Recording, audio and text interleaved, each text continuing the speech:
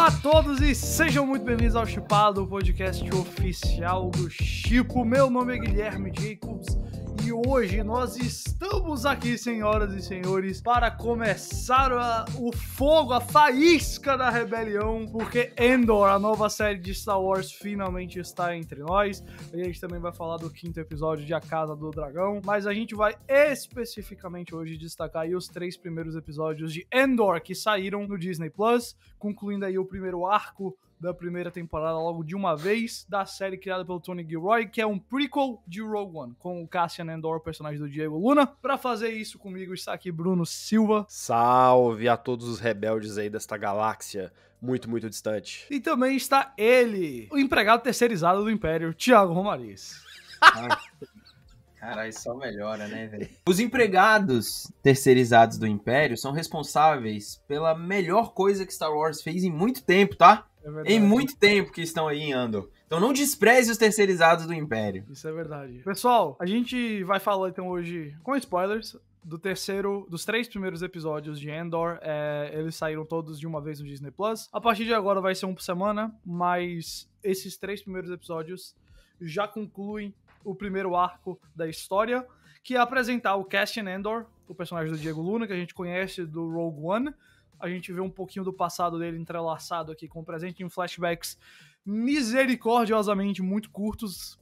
Já queria elogiar isso da série, não gasta muito tempo flashback. Enquanto ele é, aos poucos, recrutado para os rebeldes pelo personagem misterioso ali do Stellan Skarsgård. Também sem muita escolha, porque o Cassian acaba cometendo aí alguns crimes que colocam ele na rota de colisão com o Império, mais especificamente com uma empresa que o Império terceiriza aí para fazer a segurança de alguns setores, né? Essa é a premissa desses 3 episódios. A gente também tem um pouquinho, claro, do pessoal que tá aí dentro dessa empresa terceirizada do Império, ali um antagonista que vai se colocar certamente como um inimigo do Cassian ao longo dessa história. Mas mais do que isso tudo, acho que o mais importante que isso tudo, essa é uma série que constrói o mundo de um jeito que a gente nunca viu Star Wars sendo construído. Aqui a gente vê não só as pessoas se comportando de uma maneira muito realista, né? Pessoas que têm até intimidade sexual, umas pessoas que têm relacionamentos muito palpáveis, muito tangíveis. Tem trabalhos, a gente vê os ambientes de trabalho dessas pessoas como a gente nunca viu, a gente vê o cotidiano das pessoas como a gente nunca viu. A gente vê Star Wars de uma maneira, eu acho, muito tangível e palpável e profunda, detalhada, como poucas vezes a gente viu. Qual é a impressão de vocês geral, então, Thiago, vou começar com você, desses primeiros episódios de Andor e da série como um todo? O que é que você tá achando aí? Se você me perguntasse isso em janeiro, eu ia falar que eu tinha esquecido de Andor. Eu acho que eu não coloquei Andor nem entre as séries mais esperadas do ano, lá em dezembro do ano passado. Foi uma surpresa muito agradável. Mas assim, vem num momento que, sabe, aquela avalanche de coisa de cultura pop nos meses, quem diria, né, nos meses de setembro e outubro, a gente sendo soterrado aí por coisas como She-Hulk, House of the Dragon, Rings of Power, daqui a 20 dias... com Sandman também. Teve Sandman em agosto, a gente vai ter daqui a 20 dias, 20 e poucos dias, a gente vai ter o Adão Negro também, então assim, mano... E aí me chega essa maravilhosa série, sabe, que eu acho que Kathleen Kennedy nem viu, porque ela não tem fanservice, ela não é uma série que tem sequer um ar juvenil, que é tradicional de Star Wars, e não é ruim quando ele tem esse ar juvenil ou infantil, é só completamente diferente. Mas acima de tudo, ela é uma parada bem executada. Pra mim, isso é assim, é eu assistir alguma coisa, me causar uma estranheza e eu falar, caraca, véi, ainda é Star Wars, brother, que negócio irado que eles podem fazer com isso, sabe? E o 3º episódio aqui, pra quem já assistiu, né, provavelmente, que é onde a gente vê o início da fagulha ali da rebelião. Cara, que aula de direção e de trilha sonora, sabe? Tipo, óbvio que não é uma obra-prima pra ficar na história do entretenimento, mas que coisa legal de se assistir. Como é bom você ver uma série que parece que tá acontecendo no mundo real da fantasia que foi construída e não dentro de uma bolha de CG. Então... É muito grande, é muito pouco ainda, né? Eu vi 4, né? A gente aqui viu 4 episódios, mas tem não só os 12 da primeira temporada, como já tem mais 12 que eles estão finalizando agora, que devem estrear em 2024. Isso. Mas é uma grata surpresa pra mostrar pra gente como Star Wars segue como a franquia mais importante da história da cultura pop e que ainda tem muito leite pra se tirar daí, contanto que as pessoas façam a coisa certa e não precisem só ficar atendendo a pedidos ou replicando fórmulas. Bruno, me diz aí qual foi a maior surpresa, qual foi o maior detalhe ali que se destacou sobre Andor pra você? Cara, eu não diria só apenas um detalhe, assim, eu acho que o grande benefício de ter Star Wars no Disney Plus, assim, tipo, eu acho que a gente tá num momento muito estranho de Star Wars, eu acho que Andor vem num momento muito bom, assim, pra mostrar, como o Thiago falou, pra mostrar o quanto de potencial que esse universo super rico, né, de Star Wars tem a oferecer, assim. É uma série com um clima de suspense, um clima de conspiração e trama política muito bem executada, na minha opinião, com grandes sequências de ação também, né, ali na pegada de um Bourne da vida, eu achei muito legal.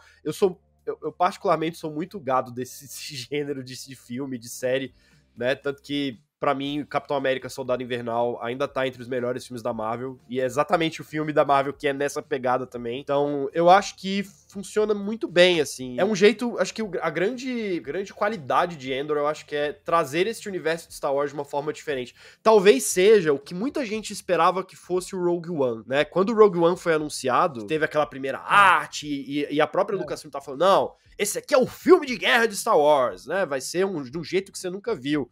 E acabou que não foi tanto assim, né? Os elementos Star Wars-escos que a gente conhece acabaram sendo colocados ali. O que não necessariamente atrapalhou o filme, mas certamente tirou ele desse clima que a gente achava que seria. O Andor, eu acho que é essa visão, executada. 100%. O Tony Gilroy é o criador de Andor. O Tony Gilroy, veterano dos filmes Bourne, né? Ele fez um dos meus filmes favoritos do século, Michael Clayton, Conduta de Risco, com o George Clooney. E ele é um cara que entende justamente isso, de espionagem, de mostrar aquela coisa que os gringos gostam de chamar de underbelly. Eu não sei qual seria a expressão pra gente falar aqui, mas da parte suja. Quando ele faz espionagem, quando ele faz suspense, não é assim James Bond, Elite, tudo limpinho. É um negócio mais pé no chão mesmo, e ele gosta muito dessa área. É engraçado porque o Rogue One é um filme que eu acho que, sem dúvida, depende bastante do fanservice, e aqui é uma série que não tem nenhum fanservice. É uma série, na verdade, anti todas essas coisas. A única referência a Star Wars maior nesses 3 primeiros episódios, clara, é a ideia do Império, sendo mencionado como algo presente. Não tem Skywalkers, Jedi, tudo isso tá muito longe. Não esperava isso. Eu até, foi engraçado que eu andei falando de Andor no Twitter e um cara pegou um tweet meu de quando a série foi anunciada. Botei um gif assim daquela menininha lá do Monstros S.A. com sono, assim, sabe, quando ela foi anunciada, e eu estou completamente errado. 2 coisas que eu acho que Andor acerta e tornam ela muito especial nesses primeiros 3 episódios. Número 1 é expandir o universo Star Wars. Expandir o universo Star Wars não é só você adicionar mais Jedi ou adicionar mais Sith, especialmente, como por exemplo o Obi-Wan faz, se tudo vai voltar pros Skywalkers, especialmente se tudo vai voltar só pros filmes. Apesar de Andor ser um prequel de Uma Nova Esperança, apesar de ter uma conexão direta com Rogue One, ao ponto que o Tony Gilroy já falou que a última cena de Andor vai se conectar com a primeira cena de Rogue One, assim como a última de Rogue One se conecta com a primeira de Uma Nova Esperança, Andor é muito mais focado em mostrar coisas novas dentro do universo. Então, como é que é a oficina de uma galera que trabalha num planeta lá na orla exterior de Star Wars? Como é que é o dia a dia dessa galera? Como é que é, francamente, um bordel num planeta do Império? Como é que é a Primor, que é essa empresa terceirizada aí pelo Império? Como é que é o cara ser um agente de segurança que não é nem do Império, é da empresa contratada pelo Império? Como é que é essa dinâmica daí? Como é que a gente vai ver, vocês vão ver mais pra frente, a gente já viu no 4º episódio, uma galeria de arte em Coruscant. Como é que é isso? Como é que são as vidas de pessoas que não tem nada a ver com a trama principal de Star Wars, os relacionamentos, problemas que elas têm que não tem nada a ver com o Império ou com os Jedi, problema que ela tem no casamento em casa, problema que ele tem com a mãe em casa, coisa que é só pra aprofundar os personagens. Então, número 1 é isso. Isso pra mim é expandir o universo. Quando você volta tudo pros Skywalkers, você tá reduzindo o universo Star Wars. Você tá dizendo que eles não existem, ele não existe além dessa família. Andor não faz isso. E a segunda coisa, que o Bruno já destacou muito bem, essa série tem um clima de espionagem, de suspense de espionagem. Ela lembra muito, pra mim, as obras do John le Carré, lembra um Espião que Sabia Demais, A Garota do Tambor, aquela série que foi adaptada pelo Park Chan-wook com a Florence Pugh. Lembra, sabe, Slow Horses, não é do John le Carré, mas a mesma vibe de suspense e espionagem tá lá no Apple TV Plus. É aquela coisa de mostrar, como eu falei, os espiões de colarinho azul. Isso aqui não é James Bond, sabe? Os rebeldes de Star Wars aqui não é Star Wars Rebels, que eu amo, tá? Rebels que tem ali a Hera Syndulla, que já é filha de uma galera importante, que tem ali 2 Jedi, né, o Kanan e o Ezra. Não é isso. Isso aqui são os rebeldes. Cara, a rebelião tá começando aqui com uma gotinha. É a galera que tem tática de guerrilha mesmo, que tem que se virar com o que tem, que não tem recurso e arma grande, nada do tipo. Então, é essa vibe de espionagem. Também com a execução bem lenta, metódica, que começa devagarzinho, vai subindo. Claro que eu imagino, no 12º episódio, na segunda temporada, vai ver os negócios muito mais grandiosos. Por isso que o final do 3º episódio, que é quando realmente tem uma sequência ali de ação, quando eles partem pra briga contra a Pre-Mor, é tão impactante. Porque ele é construído de uma forma metódica que quando explode com a trilha sonora, com a cidade toda entrando em rebelião, é de arrepiar. Então, vamos falar sobre isso, vamos falar um pouquinho sobre esse planeta onde o Cassian tá aí vivendo, onde tem ele tem ali uma possível interesse romântico com a personagem com a Bix, que é a Adria Arjona. Ele tem a mãe dele ali presente também, ele tem problemas de trabalho, toda aquela coisa ali. Como é que foi pra vocês a gente ir pra esse canto tão assim longe do universo de Star Wars? Cara, tem uma parada interessante, assim, pra mim. Assim, se eu for me colocar numa sala de roteiristas e o cara falar, olha, gente, agora eu quero falar sobre os problemas dos lixeiros de Star Wars numa galáxia muito distante, eu vou falar, brother, vaza. Eu não quero saber. Eu não quero.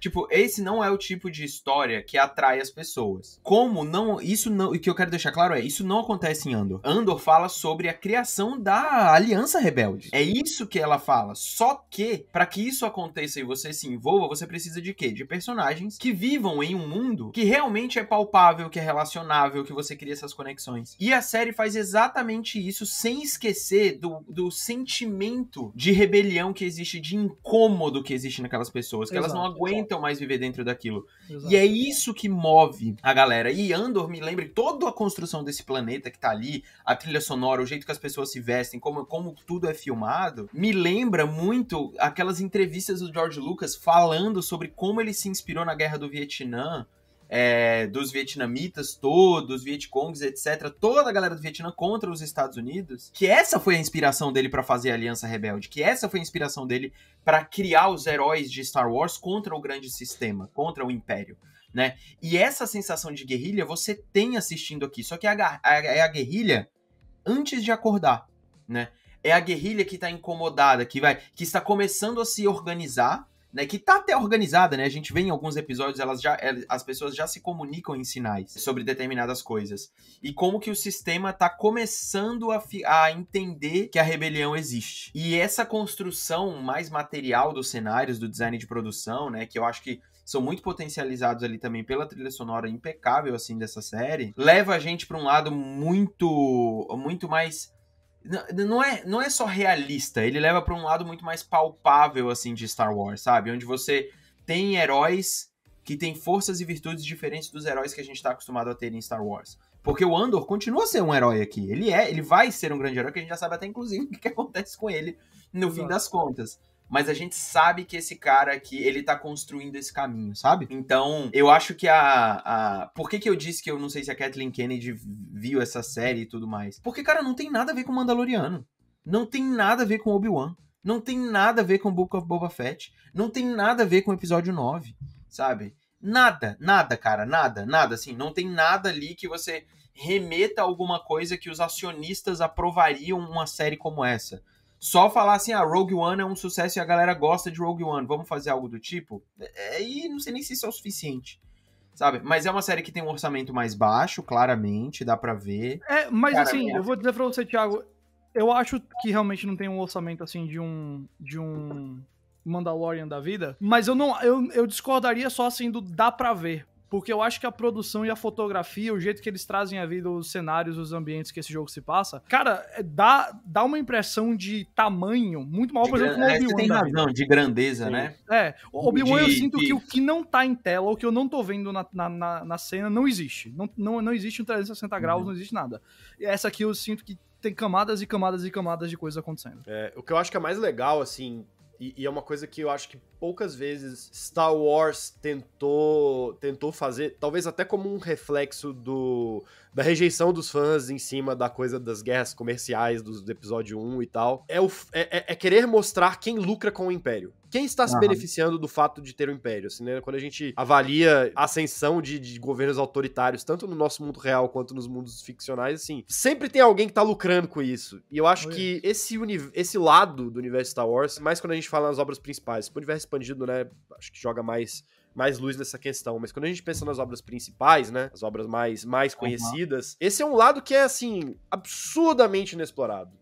E eu gosto que Andor faz isso. Menos em Star Wars Episódio 8, quando a gente tem o gago de Benício Del Toro, ele faz exatamente isso. Não quer dizer que não exista. Eu acho que tem esse cara, tem a figura do Lando no Episódio 5, eu acho que é no Império Contra-Ataca. Ele traz um pouco isso, né? E não só de um lado, né? Não só do Império. O cara joga dos dois lados, né? Dos dois lados, não é que não exista. Eu acho que é inexplorado. É o que o Jacobs falou. Acho que Star Wars, né... O fato, e novamente, eu volto pro episódio 1, porque eu acho que o Lucas até queria trazer um pouco disso, mas meio que os fãs rejeitaram completamente. Eu acho que a gente ficou tão preso na questão mística, na questão espiritual de Star Wars, que esse lado, ele ficou muito deixado de lado. E eu gosto que Andor traga isso de volta pro principal, assim. E eu acho que em formato de série é até melhor do que filme, cara, porque dá tempo da gente mostrar essas coisas, sabe? Imagina se Andor fosse um filme, como que seria horrível? Ia ser 5 minutos do bordel, 5 minutos da oficina, 5 minutos de fulano, ciclano, e a série, ela dá esse tempo pra gente mostrar isso tudo. Mas ao mesmo tempo eu vou dizer o seguinte, cara, o problema do episódio 1 pra mim vai muito mais além de mostrar os caras, tipo, como coletantes de impostos, sei lá, coletores de impostos, ou questão política e tudo mais. Isso eu acho que pode estar lá, só que o que pra mim falta ali, que esse negócio tem, é justamente o desenvolvimento dos personagens, porque não adianta você só fazer o tema de uma forma séria se os seus personagens não são interessantes. Eu acho que eles fazem um trabalho muito bom de deixar o Cassian, a Bix, até o vilão lá, o cara da Pre-Mor, que é interpretado pelo Kyle Soller, que o personagem dele chama Cyril Karn. Todos esses caras eu acho que são muito bem desenvolvidos, todos eles são extremamente tridimensionais. Eles mostram diferentes facetas, diferentes personalidades de acordo com a cena, com quem eles estão falando, sabe? Esse cara da Pre-Mor mesmo, assim. Com o chefe dele, ele é todo timidozinho e quieto. Aí com o outro cara lá, ele é bem reacionário e, né, militante pelo Império e tudo mais. Como se ele, inclusive, se achando um membro do Império, que é uma coisa que a série vai tratar bastante depois. Então, tudo isso, assim, o fato da Bix, assim, da personagem da Arja Jona, ela tem toda uma questão em casa com o boy dela lá. E aí com o Cassian tem toda uma dinâmica mais complexa. Tudo isso, pra mim, deixa o mundo mais interessante. Porque pra mim não adiantava você ter só essa construção de mundo, mas ter os personagens bem vazios e nada. Porque aí eu não ia ter um investimento emocional. Eu ia poder ter curiosidade pelo mundo. E esse é um negócio meio que a gente tá passando com Casa do Dragão. Com House of the Dragon lá. O mundo eu acho ótimo no Game of Thrones, mas esses personagens da série derivada não são tão interessantes. Agora, quando você bota personagens tridimensionais que estão ali emocionalmente investidos de um jeito interessante na história, eu também me invisto lá. Então, eu acho que a principal razão dessa série quebrar com o que, por exemplo, o episódio 1 sofreu eles aliam o mundo aos personagens. A gente se importa com o mundo porque o que acontece com o mundo afeta emocionalmente e pessoalmente cada um desses personagens. E pra mim isso é uma coisa importante. Então eu queria até perguntar pra vocês qual é o destaque, assim, de personagens que vocês tiveram nesses primeiros 3 episódios. Cara, eu sigo com o Andor, assim. Eu acho o Diego Luna um baita de um ator, assim. Todos os personagens aqui eu acho eles bem... eu acho que os do Império têm a mesma caricatura de sempre, assim, sabe? E eu acho que é bem trabalhado também. Dá pra ver o personagem principal ali. Putz, eu esqueci o nome dele, do antagonista. O Cyril Karn, o Isso. da Pre-Mor, né? E ele é a mesma coisa, cara. Daqueles oficiais de Império que a gente conhece, assim, sabe? Só que ele tá mais contido dentro de um ambiente diferente e tudo mais. Mas a gente sabe... Você consegue identificar o que é um personagem, não só um antagonista, como também aquele cara que vem de dentro do Império. Mas eu acho que o Diego Luna acerta muito aqui, porque ele poderia ser simplesmente um rebelde incompreendido, sabe? Tipo, aquele cara, eu quero sair daqui. E ele ia quebrar o tom, eu acho, dessa área meio cinza e meio não descoberta mesmo do que é Star Wars. E ele aqui, ele é um cara que sabe que tem algo importante pra fazer, que ele quer sair dali de qualquer jeito, e que ele não segue as regras desde sempre, não é por causa da aliança, é porque simplesmente ele não aceita aquele tipo de controle. E eu acho que ele personifica muito bem o clima da série, o que a série quer fazer, sabe? E eu acho brilhante Star Wars colocar ele como um ator latino, completamente diferente do que a gente vê nos grandes protagonistas de Star Wars, né? Que sempre foram homens caucasianos. Sempre foi. E eu acho que esse é um detalhe que eu acho que pega especialmente pra gente, né? Porque assim, Porra, demais. Como latino-americanos, conhecendo como é o imperialismo, né? Você ter um ator mexicano, tipo, fica muito na cara, assim, né? Muito, cara. E eu acho que é isso. Você também tem que atualizar essas coisas, sabe? Do tipo... E eu acho que a Lucasfilm tá indo... A gente tá vendo o elenco lá do Acolyte. Brother, completamente diferente de tudo que Star Wars já fez em elenco principal. Total. O que eu acho correto também. Então você tem que atualizar essas coisas, porque o mundo não é só o mesmo grupo de pessoas. O mundo não é só a galera do Skywalker, né? O mundo é muito diferente. Existem heróis diferentes também. Então eu gostei bastante do Diego Luna. Ele é... Infelizmente a Disney não colocou a gente pra entrevistar ele, porque eu gostaria muito de ter entrevistado o cara. Ele parece ser, assim, um cara super, super interessante de conversar. E eu acho que ele personifica muito bem a série, com certeza. Eu gostei mais dele nesses 3, 4 episódios que eu assisti do que eu gostei dele no Rogue One. Também, 100%. Acho que, complementando o que o Thiago falou, e eu destaco o Endor também, eu acho que o Endor nessa série é o que eu gostaria que o Paul Dameron tivesse sido nos 3 episódios de Star Wars, 7, 8 e 9. Ele é um pouco disso no 8, mas depois some no 9. Eu gostaria que ele tivesse sido esse cara. Some no 9, vamos combinar, né? Sim. Mas eu acho que especificamente é um traço de personalidade que já estava um pouquinho no 7, é exacerbado no 8, e no 9 simplesmente desaparece, né?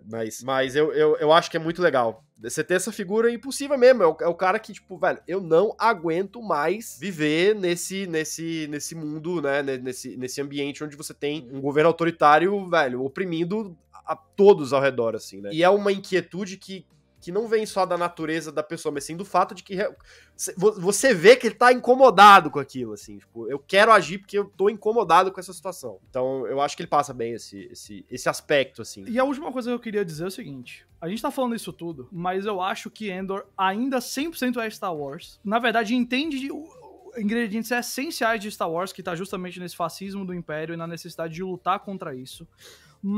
Inclusive... Nesse final do 3º episódio, né, quando a Primor vai lá pro planeta atrás do Cassian, e aí toda a vila lá, a cidade, decide ajudar ele, tem aquela coisa da galera batendo, sabe, fazendo barulho pra alertar, e a mãe do Cassian ali interpretada com um peso, assim, sabe, pela Fiona Shaw, de uma imponência, assim, quando ela fala que aquilo ali é o som de um acerto de contas, e que eles vão endoidar, realmente é quando o negócio parar, e a gente tem aquela sequência de ação tão bem dirigida, tão bem executada. Pra mim, aquilo ali reflete aquela máxima do George Lucas, que Star Wars precisa ser sobre esperança. A diferença é que em Endor, a esperança é um negócio muito difícil de você pegar, porque a gente tá falando de rebeldes muito fracos contra um sistema imperial enorme. Então é um negócio que vai aos trancos e barrancos, que vai com muito suor, sangue e lágrima.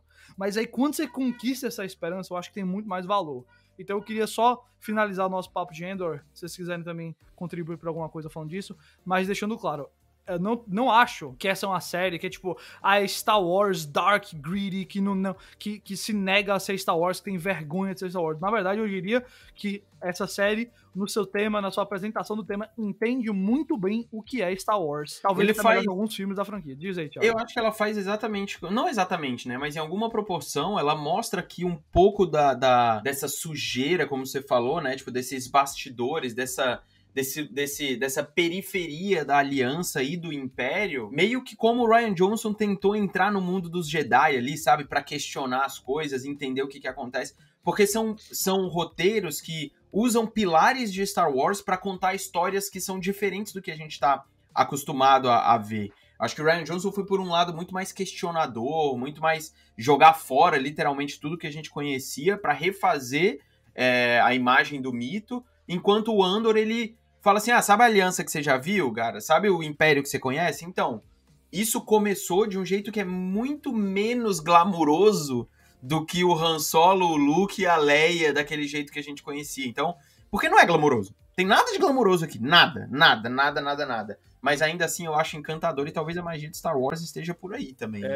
Eu complementaria só dizendo que eu não acho que Andor, ele traz coisas, né, nessa coisa de ser Star Wars ainda, não é como se ele, tipo, é uma série dark que apega as coisas de Star Wars pra não sair muito do universo. Ela resgata coisas que sempre estiveram ali e que foram pouco exploradas, né? Tudo isso não é como se isso fosse novo pro universo Star Wars. Isso sempre existiu. Sempre esteve lá, desde 1977. Só não estava sendo muito trabalhado. E eles vão lá e pegam, e beleza, vamos pegar esse lado aqui agora e vamos mergulhar nele. Bom, vamos então, só pra encerrar aqui o programa rapidinho, falar um pouquinho desse 5º episódio de A Casa do Dragão, que marcou a metade da temporada. É o último episódio com a Millie Alcock e a Emily Carey como Rhaenyra e como a Alicent. A gente vai ter um salto temporal bem grande no próximo. Eu vou só dar meus pensamentos gerais e passo pra vocês. Eu achei que foi o melhor episódio até aqui. Ainda acho que a série tem defeitos muito claros, mas eu tenho criticado justamente como a série reduz os personagens, a simplesmente falar do tema, falar da trama, tudo deles só falam disso, eles explicam a trama, relembram a gente do que tá acontecendo o tempo todo, só isso, é diálogo só assim. Esse episódio foi o primeiro que eu senti que moveu a história pelos personagens e não vice-versa. Moveu a história pela frustração ali do Criston Cole, do Sir Criston Cole, de não ser escolhido não poder ficar com a Rhaenyra, mesma coisa lá com o Joffrey, o namorado do Sir Laenor, tentando, né, de certa forma ali, manter alguma espécie de poder nesse momento onde o jogo dos tronos tá literalmente jogando ele de lado.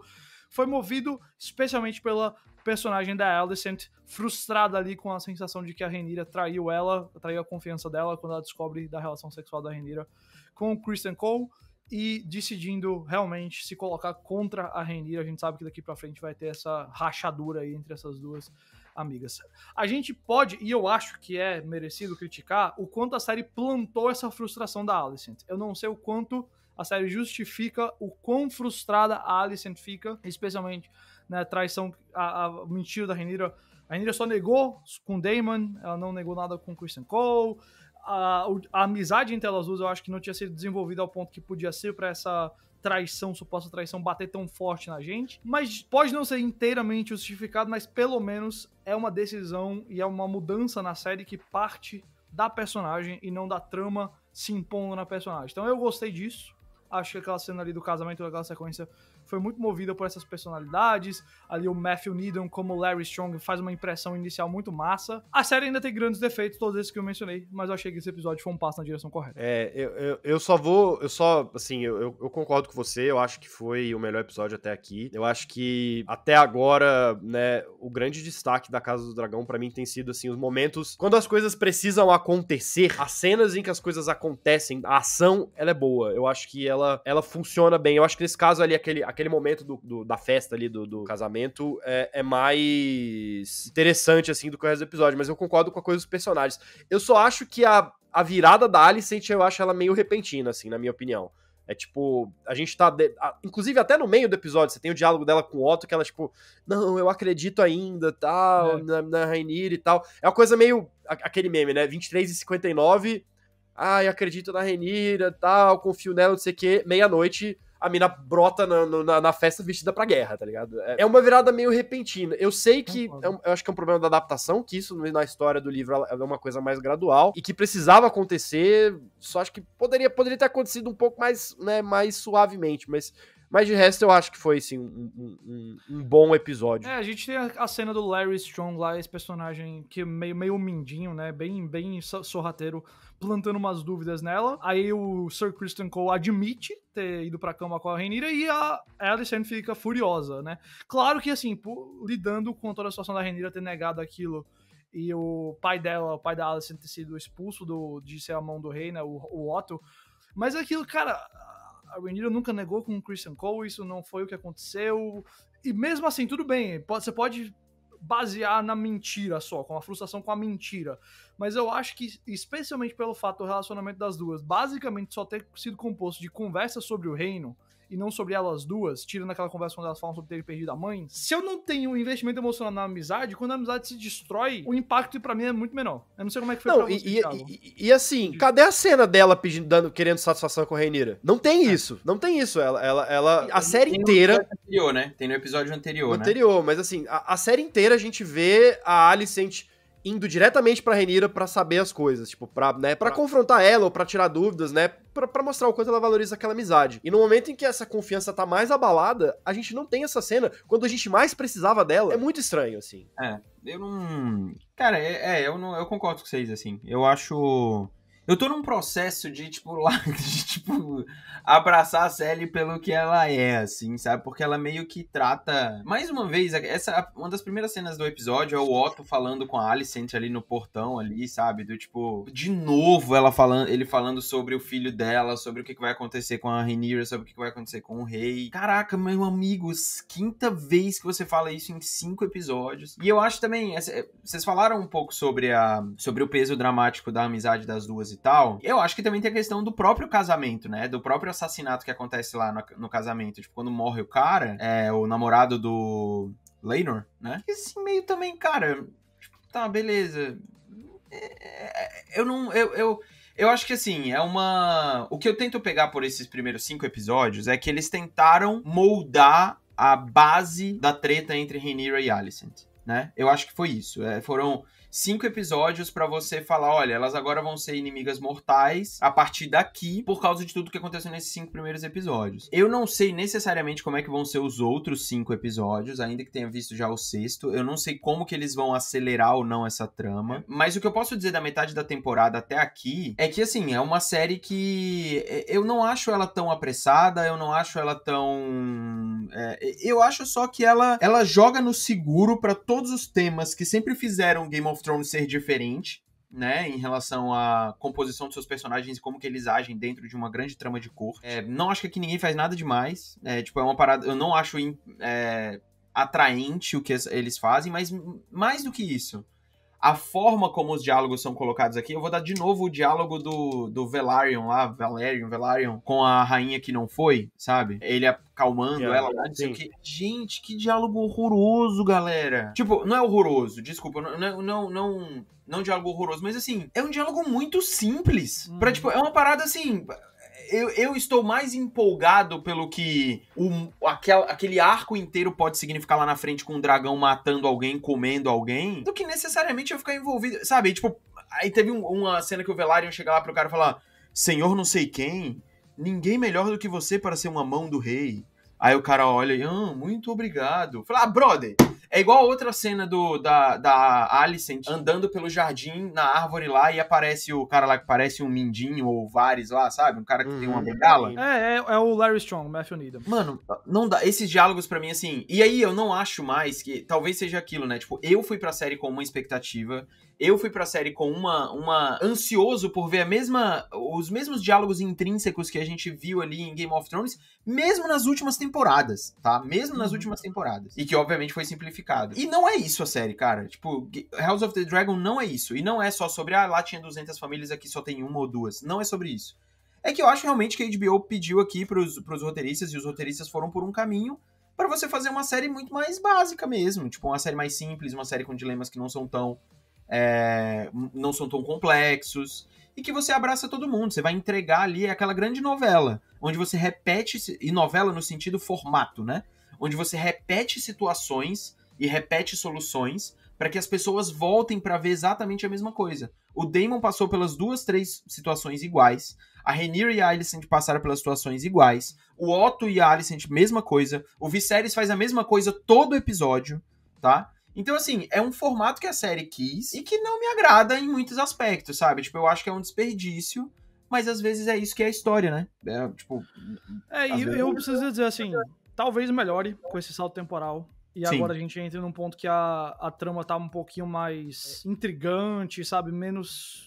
sei lá, porque foi muita preparação, foi muito movimento de tabuleiro. Eu acho que Game of Thrones mesmo, fazia movimento de tabuleiro maravilhosamente bem. Isso era tão intrigante e empolgante quanto as maiores batalhas, sabe? Então, eu não acho que isso é uma desculpa. Bem mais. Exato. Isso não é uma desculpa para os defeitos de A Casa do Dragão.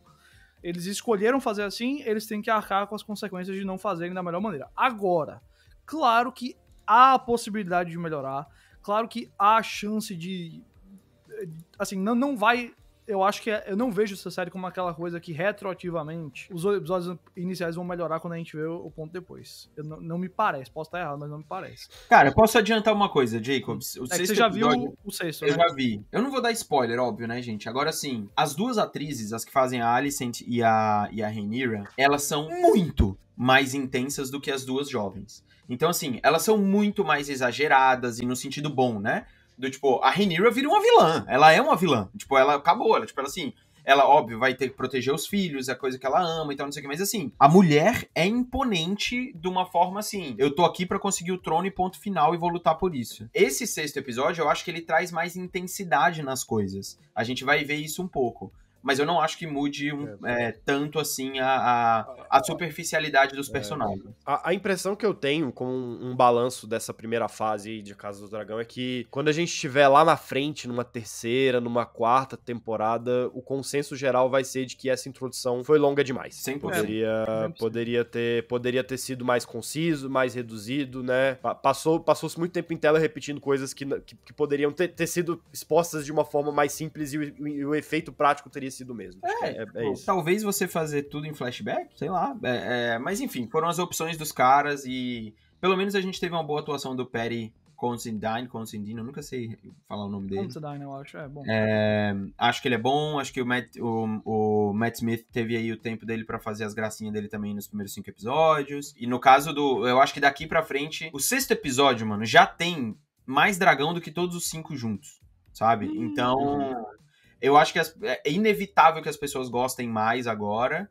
E eu torço pra que a série, se ela vai ter personagens superficiais mesmo, que não são personagens tão complexos e tudo mais, que os faça movimentar o tempo inteiro dentro dessa treta que existe entre os Targaryen, sabe? E que não seja uma repetição de tramas. Porque, olha, eu vi o casamento do cidadão lá que aconteceu, o casamento com a Rhaenyra. Mano, não tem como... Na minha cabeça, eu falar, beleza, vai ter um casamento agora. Qual é o casamento mais famoso da cultura pop, talvez? O casamento vermelho. Como que você não compara uma coisa com a outra, sabe? E aí, assim, caraca, não tem como você comparar, sabe? Em termos de direção, de narrativa, não tem como, sabe? Tipo, é outra coisa, é outra série. E vamos ver. Eu vou assistir esses 6, 7, 8, 9, 10 episódios com uma cabeça um pouco diferente, um pouco mais abraçando esse sentido novela mais simples do que necessariamente a complexidade de Game of Thrones, talvez seja melhor. Beleza, pessoal. Então é isso, é o Chipado. A gente vai descobrindo aí com vocês como é que vai ficar a nossa programação, porque agora a gente tem Andor. Basicamente tem série todo dia, né? A gente tem Game of Thrones no domingo, aí a gente tem Andor na quarta, She-Hulk na quinta, Senhor dos Anéis na sexta. A gente vai aos pouquinhos acertando aí, mas vocês vão continuar com os 2 episódios semanais falando de tudo isso daí. E claro, a gente tá no período mais baixo pra filmes, mas outubro vai ter aí, como o Thiago falou, Adão Negro, novembro tem Pantera Negra, dezembro tem Avatar, isso e muito mais. Então a gente deve estar falando disso tudo aqui também. Thiago, Jacobs, Bruno, muito obrigado pela participação. Oi, Bruno. Posso dar uma brevíssima dica no final do episódio? Que é uma coisa que saiu recentemente também, semana passada, o anime do Cyberpunk, chama Cyberpunk Mercenários na Netflix. Eu assisti os primeiros 4 episódios, muito bom. Acho que aborda este universo de Cyberpunk, né, do jogo Cyberpunk melhor do que o jogo, né? Olha lá. Também não é muito difícil, mas é um anime muito bom do Estúdio Trigger, o pessoal do Kill la Kill, eles têm um episódio de Star Wars Visions também, e tá muito legal. Acho que é dos Gêmeos. Que muito bem animado, a história é muito boa, os personagens cativantes, assim... Recomendo, tá bem legal, vale a pena assistir. Bom, é isso aí, então siga @chipo_oficial nas redes sociais para mais, entre no chipo.com.br para as principais notícias, para ler nossas críticas de Andor. A gente tem crítica geral e tem crítica de todos os 3 episódios que já saíram, então você pode conferir isso tudo lá, tá certo? Não se esqueça de assinar aqui o canal ou o feed de podcast, caso você esteja escutando em áudio. Não se esqueça de deixar o seu review, não se esqueça de deixar o seu comentário, o seu like, tudo isso é muitíssimo importante pra gente. Conta aí pra gente nos comentários o que você achou desses 3 primeiros episódios de Andor, e a gente volta ainda essa semana com mais um episódio do Chipado. Até lá, tchau, tchau.